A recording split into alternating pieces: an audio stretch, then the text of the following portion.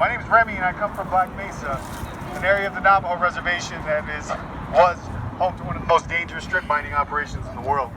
And so in terms of colonization, these issues that are brought up, genocide, the disappearance of our relatives, put in cages, some as young as infants at the border, the quote-unquote so-called border. So a lot of the opposition to this type of art, I think, really is a reflection of the people here that still don't understand history. There's 100 to 140 million of us that aren't here anymore due to colonization, racism, and genocide. And so what this wall depicts is another indigenous struggle from our brothers and sisters in Palestine, where they're relegated to open-air prisons, like the West Bank, like Gaza. And if you look at some reservations here, it has the same effect in terms of imprisonment. The struggle initially started with the city's allocation of a 3-by-5 foot sign, and that was what we were given in terms of what Jeffrey Haas and a lot of organizations that were trying to advocate for the rights of Palestine and the people that live within the country. And so that wasn't enough, I guess, for the people, the racists that were here. They decided to take knives to the images of children, Palestinian children.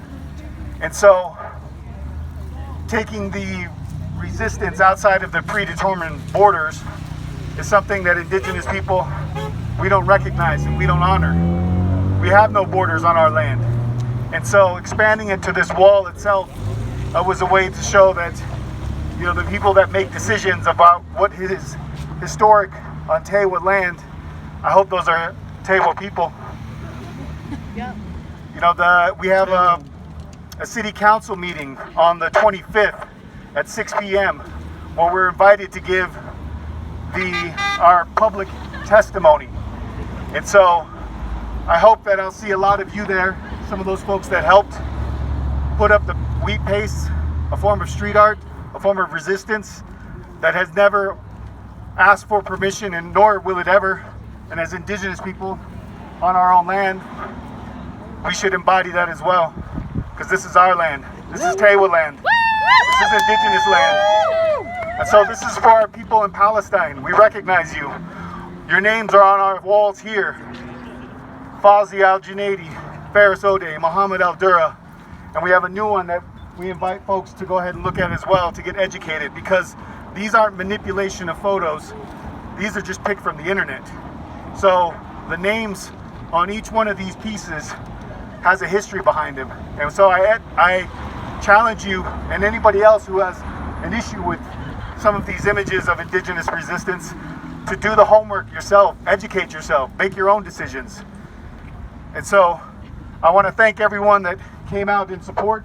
I never thought this would be like this, but I'm glad that, you know, we have this opportunity to voice our opposition to what is known as, I guess, art here in Santa Fe, which is pretty sad.